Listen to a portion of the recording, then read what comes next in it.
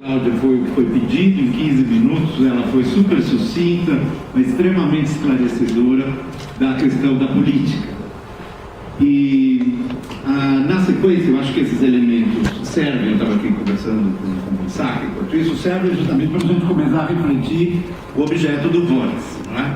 E quando os professores nos procuraram específico para montar esse seminário, eles disseram o seguinte: organize, além da apresentação do projeto, que vai ser feito pelo Renato e pela Viviane, organize, se for possível, uma apresentação crítica sobre a história anterior à ocupação. Né? O que aconteceu nesse território, o que esse território testemunha, e que elementos a gente tem para pensar esse espaço hoje para a atuação, para a reconversão e etc.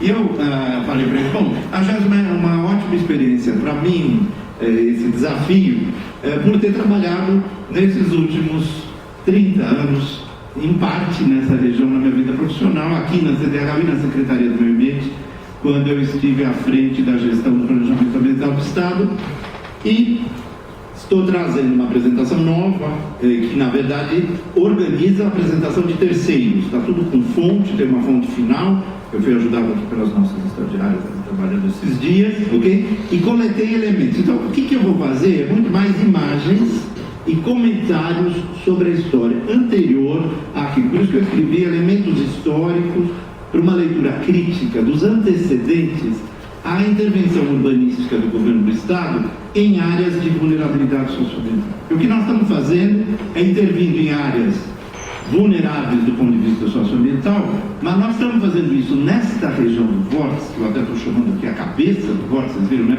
É o cucuruto ali do vórtice, é onde nós estamos, onde está a Vila Jacuí, onde está o Parque Ecológico. E para vocês pensarem as intervenções dos arquitetos, urbanistas, artistas, etc., nós temos que entender o que esse espaço significou. Então, eu me propus a trazer esses elementos. Um pouco ambicioso, porque tem esse roteiro que eu vou apresentar para vocês em 20 minutos, e precisaria uma aula de, claro, 1h30, não é? Mas eu deixo os elementos, são muitos slides, eu vou passar os slides rapidamente, mas eu vou tentar focar nos temas que eu acho que foram principais para discutir o problema. Dos antecedentes do século XVII a 2014, hoje, na mesa do CONSEMA, Conselho Estadual do Meio Ambiente, vamos lá, tentando aprovar novamente a APA da Várzea do Tietê. Vocês imaginarem o grau, não é, de dificuldade que a gente tem do século XVII ao século XXI em tratar uma região tão sensível que nunca deveria ter recebido esse tipo de urbanização, o que é óbvio. Né? Então, esse percurso é muito mais aqui metodológico para mostrar para vocês. Eu vou tentar rapidamente contar a história para chegar, obviamente, na área central aqui, que são nos anos 87, para vocês entenderem o que aconteceu e por que o projeto que o Renato vai mostrar e a Vivi tem essas características. Ele chegou a isso por conta dessa história. Né? Os antecedentes aqui, a grande maioria já leu, já estudou, etc., começa lá atrás, no século XVII, quando a Várzea já tinha acampamentos indígenas e, obviamente, já havia uma integração entre o homem e a natureza. Né? Nos anos 1750, no meio do século XVIII, já havia retirada de ouro de aluvião na cara do rio, ou seja, esse rio tinha uso do homem. O primeiro cafezal, disse, é de 1850, foi plantado ao longo da região da Várzea do Tietê. Primeira rua de paralelepípedo de 73 e depois, obviamente, em 1867, todos sabem, a ferrovia, não é, que veio do Porto, passa pela região e começa a afetar essa área. E já em 1893, a Comissão de Saneamento vai fazer a primeira proposta de retificação do rio. Quer dizer, o rio, o meandro do rio já é atacado na fase pré realmente do desenvolvimento urbano da cidade de São Paulo. Né?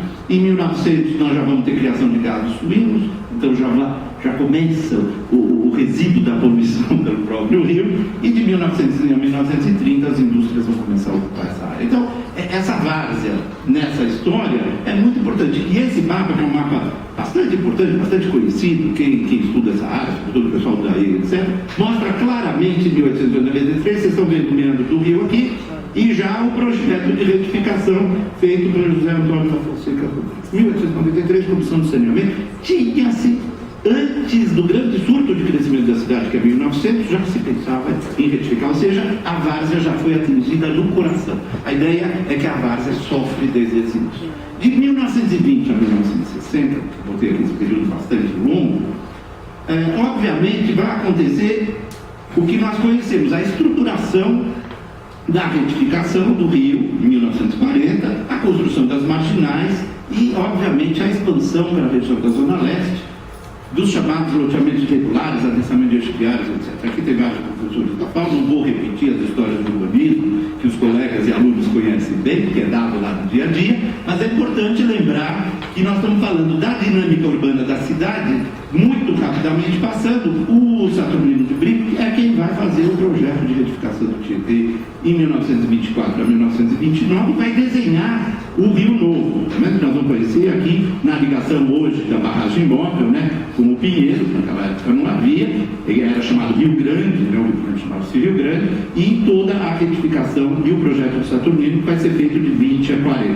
Mas as enchentes já estavam lá, como vocês podem ver, em 20 e 30, e é o Prestes Maia, de 1930 a 1945, também todos conhecem, a grande intervenção urbanística na cidade é que vai fazer o projeto, então, de retificação do rio, e a construção das marginais nos anos 50 vai, de algum modo, fechar o que nós já conhecemos, pelo menos na parte central do rio. É óbvio que a montante nas nascentes de Salesópolis até a barragem da Penha e depois até a região da barragem móvel, né, que a gente conhece, e seguindo até Edgar Souza em Santana do Parnaíba, várias transformações vão ter ao longo do tempo. Então, pegando já aqui um mapa da Emplasa citado, nós vamos ver que a mancha urbana, essa mancha vermelha, você vê, ela começa já a se ligar em toda a várzea. Aqui é o Rio Tietê, aqui é o Aricanduva, e aqui é o Tamanduateí, perdão. Você vai ver que ela vai ter, já ela começa a se deslocar uma parte ao norte do rio e ao sul. A cidade expandiu em 1950 bastante para a região que nós vamos estudar agora, não é? E o grande marco, já passando os anos, é quando, depois inclusive de vários estudos que foram feitos ao longo dos anos, inclusive muitos estudos antigos feitos pela Plaza e tudo mais, se decide criar o Parque Ecológico do Tietê. Acho que esse é o primeiro marco da discussão da várzea, para a gente entender Pirajacuí, etc. O Parque Ecológico foi pensado, desenhado e proposto em 1976, no governo do Paulo Egídio, para ser um parque que seria uma grande forma de contenção dessa bacia, de retenção dessas águas, porque o problema das enchentes que vinha de 1900 até 1970 atrapalhava completamente a cidade e a montante, a ocupação da região metropolitana, Itapapoá, etc., que era incipiente naquela época, começou a carregar porque se retirava muita areia daquele local e os rios estavam assoreando de forma ainda mais rápida, não é? E vocês vão ver que em 76 demorou 6 anos para fazer a primeira intervenção, que é aquele parque que a gente tem entre as duas vias, todo mundo vê à esquerda, não é? Que é o chamado Parque Engenheiro Goulart, que está organizado. Mas é o primeiro parque que vai dar início ao Parque das Várzeas do Tietê. Hoje é o único ainda implantado e que teria esta, vamos dizer, pretensão de segurar a ocupação da várzea, o que já vinha sendo, então, ultrapassado. Então, veja, logo em 73 anos de 53, vocês veem que a mancha urbana rapidamente se expande para além da barragem da Penha, né? Caminhando, então, para a região que a gente chama do Alto Tietê, que vai entrar já nos municípios da região metropolitana. A cidade não tem jeito, ela toma os seus principais rios, o Tietê, o Pinheiros, que foi revertido, né, que todo mundo lembra, contar toda a história hídrica de São Paulo, e o Tamanduateí, que já tinha sido totalmente ocupado. Essa forma de ocupar o vórtice que está aqui, que vai fazer essa leitura, vai trazer também para o lado oeste, aqui, ó, só voltando aqui, nesta região de Osasco até Edgar de Souza, né, também foi retificado. Então, além de nós termos retificado na parte interna, nós retificamos da região aqui da barragem móvel para até Edgar de Souza. Edgar de Souza, essa que era de onde se trazia a energia de São Paulo do século XIX, era lá a grande barragem que fazia a produção de energia ainda antes, né, no início do século, e que tinha como reservatório de compensação o reservatório de Guarapiranga. Guarapiranga foi criado para reter as águas para gerar energia na barragem.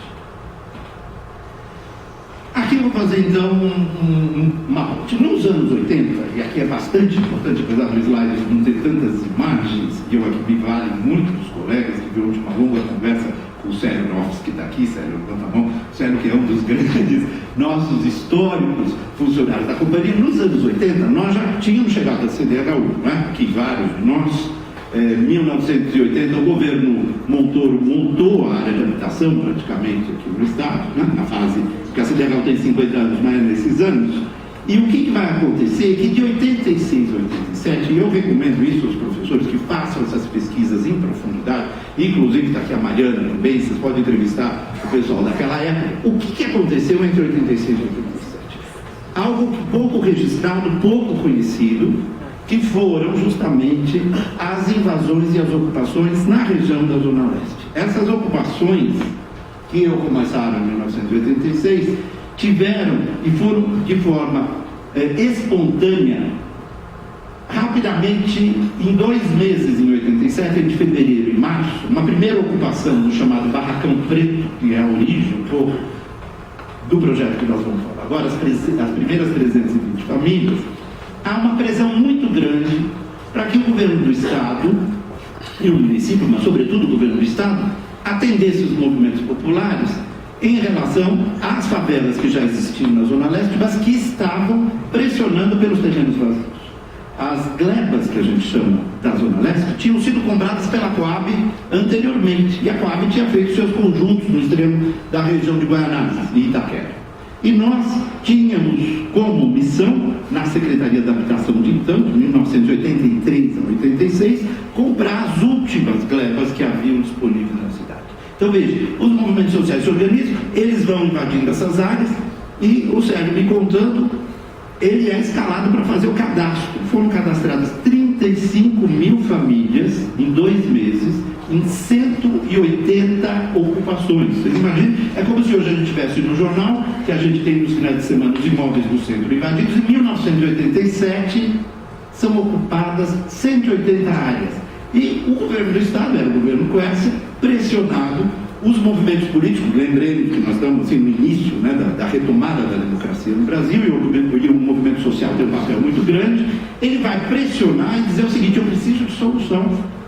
E aqueles mais organizados, que foram o pessoal das lideranças do Barracão Preto, várias pessoas aqui que conhecem bem a história, eles pressionam e, neste sentido, o governo vai abrir mão e vai conceder uma primeira área que vai ser a União de Vila Nova. Então vocês vejam que a União de Vila Nova surge de um processo urbano bastante grande, de uma ocupação nessa escala, que se você disser assim, vamos abrir aqui um mapa para achar quais eram as 180 áreas. Infelizmente nós não achamos o mapa está sumido.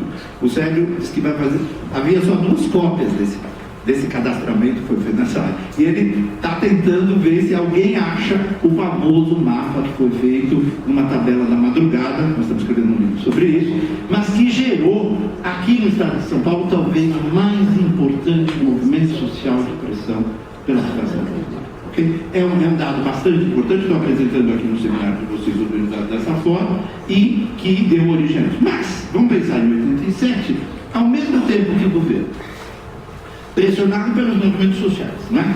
Pressionando a várzea, ao mesmo tempo, os trabalhos que vinham sendo feitos do ponto de vista do planejamento estratégico, e a Implaza fazia isso antes de 87, era a Olga Gross que trabalhava nisso, vocês lembram disso? Estava dizendo o seguinte: olha, não podemos, a várzea tem que ser preservada, o caos está aí, está anunciado, haverá um grande problema urbano na cidade, e esse problema, então, vai ter que ser resolvido no próprio governo. Vocês vejam que ele entra em 87, ao mesmo tempo que os movimentos estão na porta, estão lá no palácio, invadindo, ao mesmo tempo o pessoal está pressionando para criar um instrumento de proteção ambiental, que vai ser um instrumento do atual SNUC, que é a lei do Sistema Nacional, mas que na época era a APA, uma das primeiras APAs aqui na região. Esta APA é criada em 87, mas veja aqui o número embaixo, só 10 anos depois vai ser regulamentada. Então, na verdade, foi uma grande intenção, uma grande descrição num ato político, mas não houve medidas efetivas de nenhuma sorte. Pelo contrário, é isso que eu vou mostrar. Então, a várzea está aqui, a APA da várzea vai da barragem da Penha até Salesópolis e vai de Osasco até Santana do Parnaíba, é toda essa região verde, né, que acompanha a APA. E nesse mesmo momento, em 1987, nós tínhamos as invasões, as APAs e uma Secretaria da Habitação recém-criada, com uma CDH, chamava-se CDH naquela época, que teria que pensar o futuro. E foi ali, então, que eu também estou trazendo um outro projeto não muito conhecido de todos daquela época, qual nós todos participávamos, que foi coordenado pelo famoso engenheiro Mário Laranjeiras, um grande pensador de políticas públicas do Estado de São Paulo, com o apoio do nosso colega arquiteto Cláudio Manetti, que vocês conhecem, que dá aula na Escola das Cidades, colega nosso. O Manetti naquela época muito jovem, e as equipes, nós montamos uma equipe de urbanistas, etc., e fizemos um projeto que chamava-se Projeto Cangaíba. Cangaíba por quê? Porque na região do Vórtice, eu vou mostrar no mapa, uma das regiões seria uma das glebas a serem desapropriadas, a famosa gleba de Vila Silvia, em 5 trechos. Esse projeto, naquela época, tinha a seguinte conotação de futuro: nós não podemos tratar esta região da várzea de forma tímida, nós não devemos fazer urbanizações de forma carreada só daquilo que já está ocupado, nós temos que fazer urbanizações de futuro. E o projeto, então, era um mega projeto para 9.000 unidades, já se falava de rendas diferenciadas, 80% para HS, 20% numa parceria público-privada, com o privado. E esse projeto, aqui nós temos, tá vendo? Se pela esta área Grande Mancha, eu vou mostrar para vocês, em 5 glebas, inclusive uma na área da várzea, se pensava em ocupar um pedaço de um trecho da várzea, mas de forma bastante cuidadosa, com toda a infraestrutura necessária, em 5 glebas. A primeira gleba, que é essa, pensada justamente, foram feitas maquetes, com estruturas lineares, com prédios de edifícios que não tocassem o chão, com todo o cuidado da infraestrutura, justamente para não permitir uma ocupação desadensada ou adensada em lotes individuais, que poderia vir no futuro. É uma forma de prevenção à ocupação, interligando o parque com a cidade, né? Então, essa primeira era uma ideia de interligação. O segundo eram os miolo de quadra na Vila Silvia, com projetos bastante arrojados, obviamente dentro de um projeto urbanista, modernista, né? Como vocês podem ver, com miolo de quadra, pátios de uso e etc., que seriam utilizados pelas famílias, mais de 5.000 unidades. Uma terceira era uma grota, onde nós teríamos todas as infraestruturas de transportes, porque o projeto era para ser replicado ao longo de toda a CPTM. Naquela ideia, o projeto chamava Projeto de Integração, né, do sistema de trens metropolitanos. Se queria fazer, num projeto 4, numa outra área, nessa gleba 4, edifícios de 12 e 13 pavimentos, e depois um último grande edifício de grande porte, como todo mundo pode ver, ao longo da gleba 5 do Carandazão. Essas 5 áreas, eu volto de novo, fizeram parte então deste projeto, que na época era na verdade um projeto símbolo. Não é que ele ia ser construído, não tinha nem os meios nem os recursos, mas ele foi feito até o nível de estimativa de orçamento. A ideia era o seguinte: não vai se tratar a várzea deixando ocupá-la, mas nós vamos recuperar ao longo das estações de trem que deveriam continuar, não só em Cangaíba, mas depois em Ermelino, em Jacuí e também lá para cima. A ideia era utilizar todo o trecho com projetos adensados, em que se reorganizasse a urbanização, fazendo um mix entre baixa renda, média renda, etc. E essa ideia do Cangaíba, obviamente, como todos podem imaginar, ficou numa gaveta, no papel, ninguém mais achava. Eu liguei para o Manetti, tinha um único exemplar, se vocês quiserem eu posso fazer uma cópia. Nós só temos essa única cópia do projeto. Mas esse projeto mostra, então, a tríade do que eu estava mostrando para vocês. Ao mesmo tempo, em 87, invasão, ao mesmo tempo, APA tentando conter, ao mesmo tempo, um urbanismo pensando alguma coisa que retivesse, né, para a gente chegar então na decisão do nosso projeto que está aí. O que se decidiu?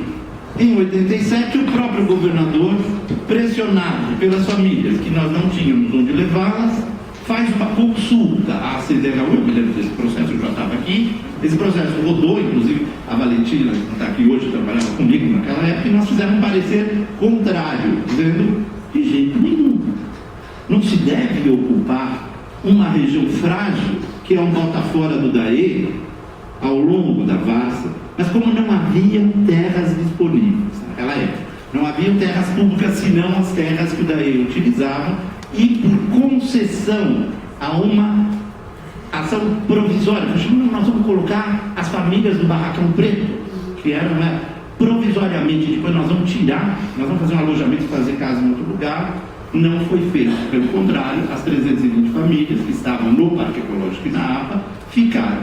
E a ocupação evoluiu, e no ano 2000, toda a região contígua aos Jardins Pantanais chegou numa estimativa da Sabesp, naquela época, a 60 mil habitantes. Os primeiros 320, em 6 anos, vão se tornar mais de 60 mil famílias, e é, obviamente, o quadro que a gente tem hoje de ocupação. Esse mapa é bastante interessante, feito pela Fernanda Lemes, é um trabalho riquíssimo, eu só recuperei de uma apresentação dela, acho que vale a pena contatá-la. Ela fez um estudo, essas manchas aqui são os períodos de ocupação, né? Os mais escuros, os mais recentes, e vocês podem ver, isso daqui é o arco, o vórtice começa aqui, termina aqui antes do cotovelo do Pantanal, o vórtice termina aqui.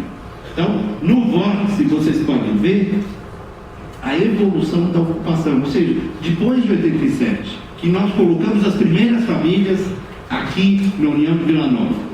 O que aconteceu? Isso se expande ao longo da praça.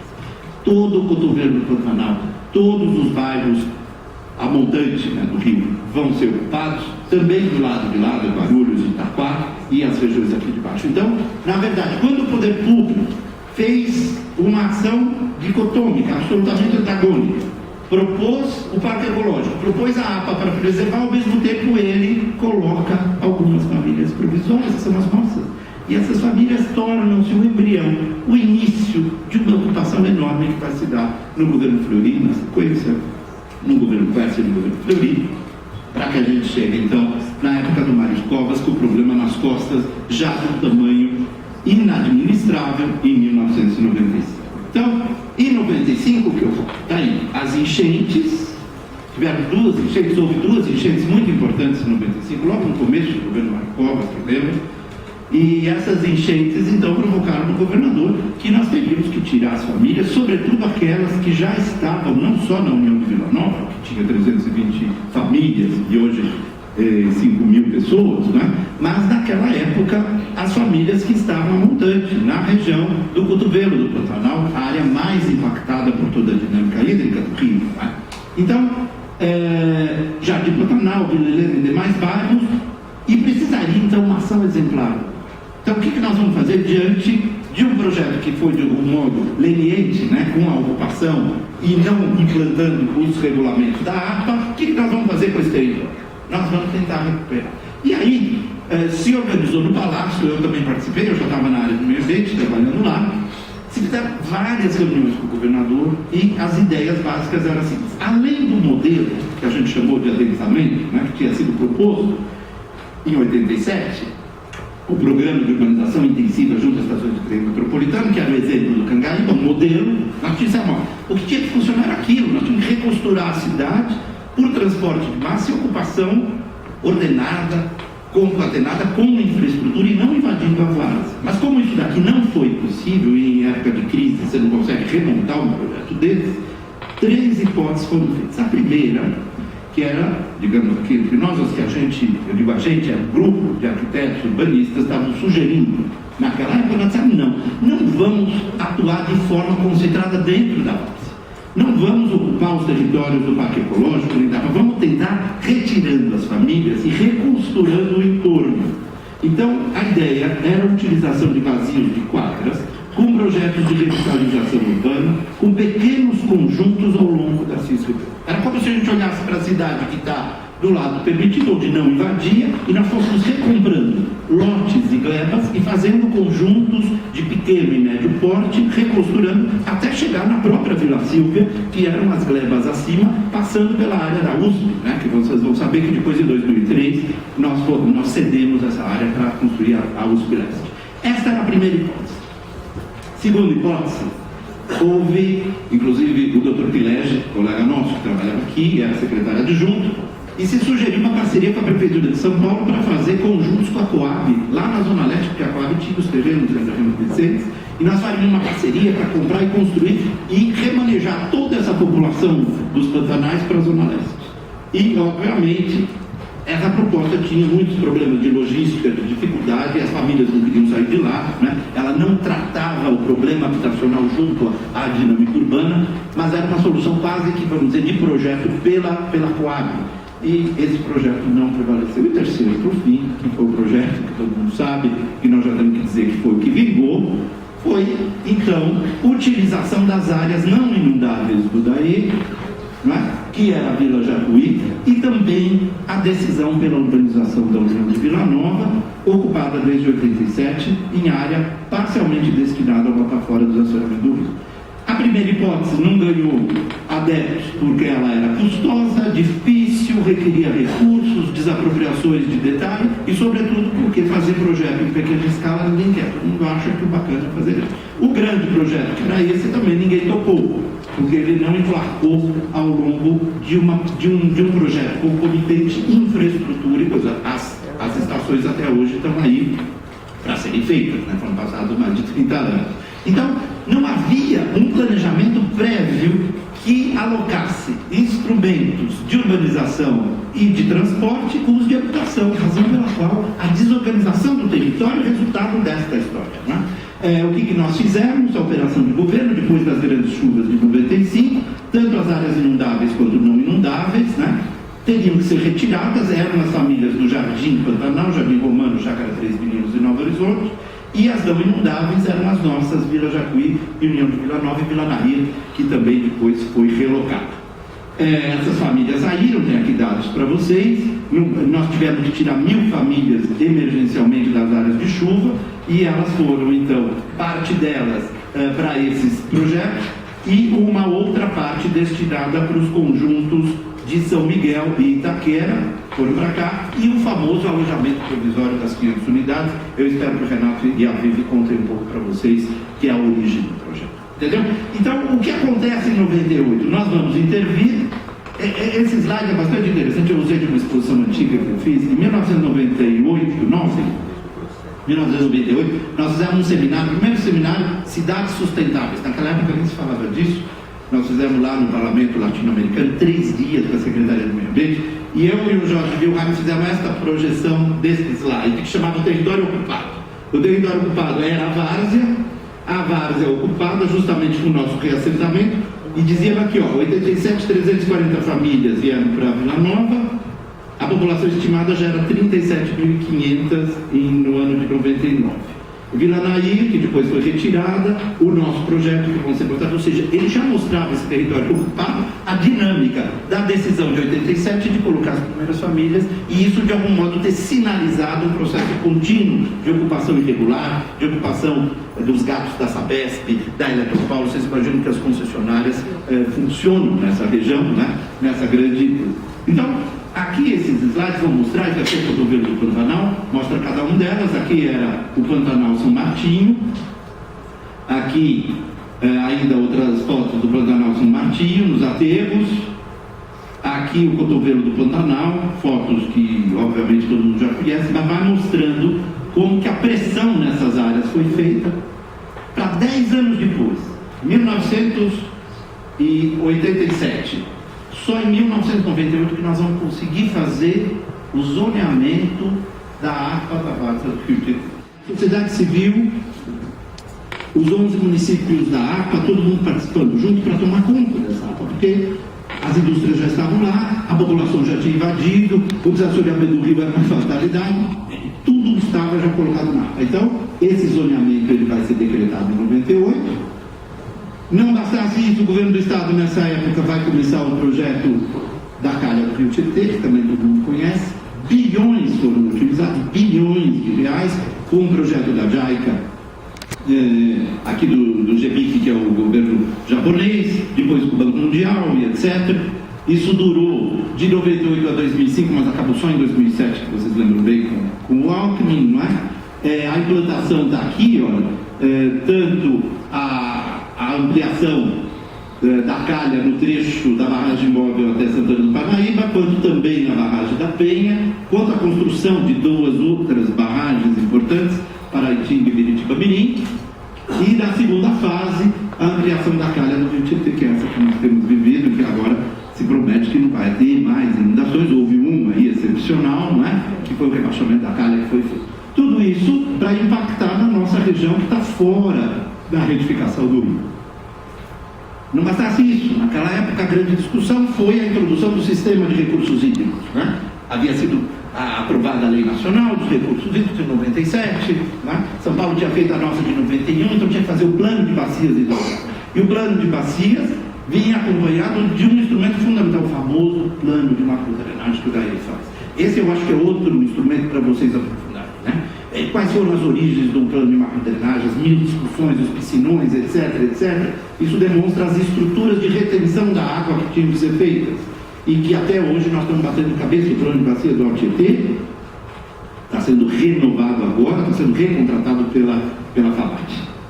Aqui só um mapa do plano de bacia hidrográfica do Alto Tietê para vocês terem, daqui eu só botei como ilustração. E, portanto, na sequência dos mapas da Implasa, vocês veem que a mancha urbana de 85 a 2005 praticamente blinda. Veja, fica muito claro, o vermelho ele blinda toda a várzea. A várzea já não tem mais nenhum tipo de possibilidade de coexistir. Pelo contrário, de 85 a 2005, vocês veem os verdes, né? Como que a mancha urbana pressionou tanto nos mananciais da Guarapiranga e da Pires, quanto da nossa região aqui do extremo oeste da várzea do Tietê. Bom, em 2003, o que acontece com aquele território ao lado? Nós tínhamos no decreto de DIS, no nosso decreto da CDHU, no decreto de repasse da terra do DAE para a CDHU para fazer a União de Vila Nova, estava incluída a área da USP Leste. E eles nos solicitam, a gente libera a área, né? Não sabíamos que estava contaminado, tinha uns problemas que eu vou passar. Meus amigos que davam todos esses problemas, e o campus da USP Leste então se instala justamente nesse triângulo aqui, ó. Vocês estão vendo? Né? Toda essa área estava incluída no perímetro do projeto da CDHU, que não foi realizado. Bom, 2008, o governo continua na linha de que temos que preservar, não basta a APA, digamos, é um instrumento de certo modo passivo, ele não é tão ativo, né? Para mudar, o que seria então uma política pública ativa?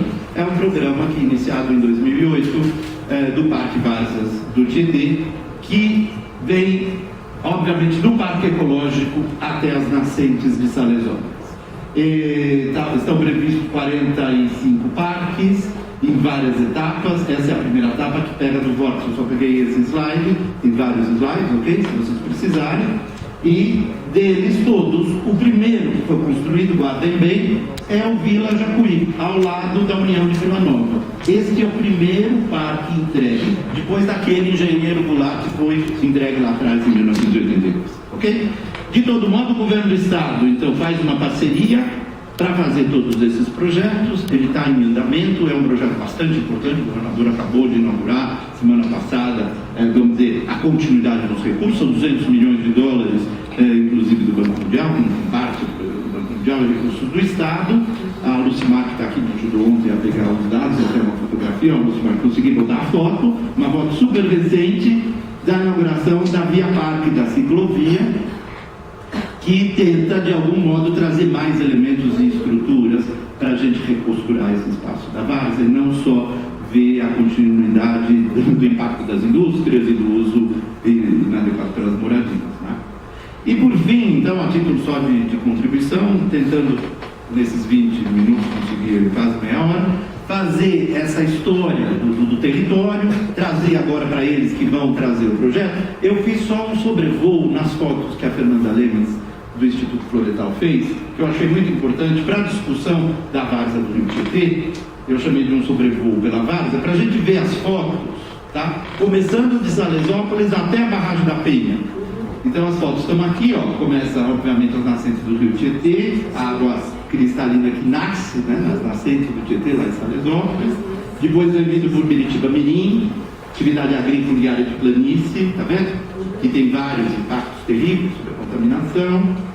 A represa de Ponte Nova, fora da APA da várzea, veja, que é bastante importante, e hoje ainda mais importante para substituir a cantareira, trazer. Foi? Que é para você sentar, senão eles não enxergam. Se você ficar um pouquinho quietinho aqui, mas aí você me ajuda e eu consigo sentar. Então, vou ficar aqui, ó, vou mexer mais. Porque ele a represa do Ponte Nova, Mogi das Cruzes, as planícies fluviais do Rio Tietê, coisas que a gente não consegue ver, né, da estrada, e a importância disso tudo. Olha o que acontece com a atividade minerária, tá? Em Mogi, Itaquá, tudo isso é uma destruição das margens das matas ciliares que causa um impacto absurdo sobre a dinâmica do rio, né? Itaquá, veja aqui, ocupações irregulares do cinturão meândrico e fragmentos da vegetação nativa, ou seja, a gestão da APA tem que enfrentar esse tipo de inadequação. O aterro inerte irregular em áreas de planície fluvial do rio, olha aqui, esse é o aterro inerte, então vocês veem que a pressão está absolutamente colocada. Em Mogi, remanescentes do meandro do rio Tietê, fragmentos de vegetação nativa. Vocês podem ver que os meandros são muito importantes. Esses são meandros já não utilizados, eles morreram, não é? Polder do Jardim Romano em área de cinturão meandro, que já foi mostrado aqui, né? Tem o céu, inclusive. A Chácara Três Meninas, ocupações da área de cinturão meandro. Vocês veem que o desafio não é pequeno. Então nós vamos falar em impactos e soluções de médio e longo prazo. Eu nem estou contando para vocês o que nós vamos fazer no futuro, não deu tempo. Ocupações em área de cinturão meândrico em São Paulo, olha aqui. Cinturão meândrico, enchentes em janeiro de 2010, foram aquelas do Jardim Romano, nós ficamos 2 meses embaixo d'água. Barragem da Penha, do Parque Ecológico, aqui já é no trecho nosso aqui, que vocês conhecem vindo do aeroporto. Carapicuíba, já passando para o outro lado, né? A gente pulou a área retificada. A Lagoa continua, às vezes, um imenso passivo ambiental, talvez um dos maiores passivos ambientais em termos de impacto direto com o Covid, que está se fazendo um grande projeto de recuperação, do qual a CDHU participa, remanejando famílias em favelas ao longo da Lagoa de Carapicuíba. E a represa de Edgar Vistosa, fim do trecho oeste, né? Onde a gente tem aquele famoso fenômeno das espumas, todo mundo conhece de ver, né? O outro lado da... Bom, por fim, os estudos que estão sendo feitos para a nova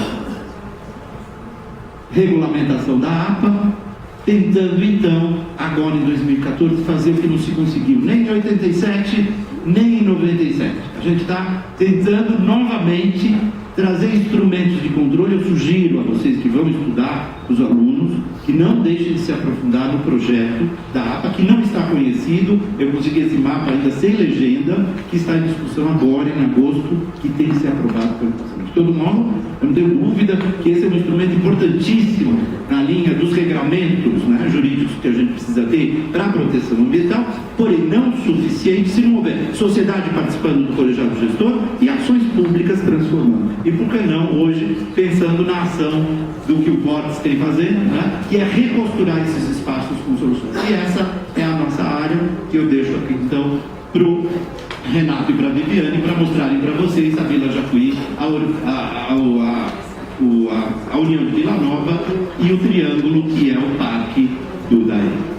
Eu agradeço muito, coloquei aqui todo mundo que colaborou comigo nesses 2 dias que a gente preparou e organizou esse material para fazer este discurso. Vejam bem, o material todo já existia, eu só juntei para contar a história, que agora eles vão mostrar. Diante disso tudo, quais foram as diretrizes de projeto e de urbanização e de trabalho com a comunidade que esse projeto vai trazer para esta reflexão, que não deve ficar restrita à União de Vila Nova, mas que nós temos que pensar para todos esses territórios de contradição e